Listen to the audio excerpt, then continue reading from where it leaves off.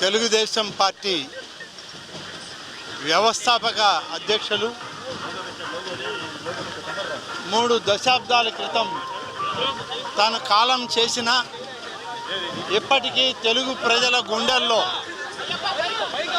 స్వర్గీయ శ్రీ నందమూరి తారక రామారావు వారు ఇవాళకి ప్రతి ఒక్క గుండెలో ఆయన మెరుస్తూనే ఉన్నాడు. ఆయన అందరినీ కలుస్తూనే ఉన్నాడు.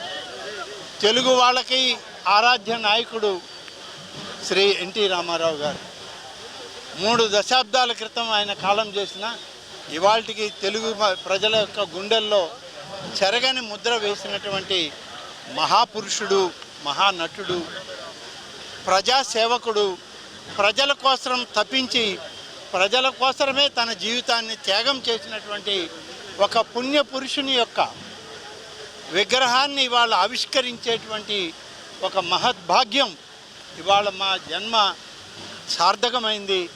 పూర్వజన్మ సుకృతమని అనుకుంటున్నాను.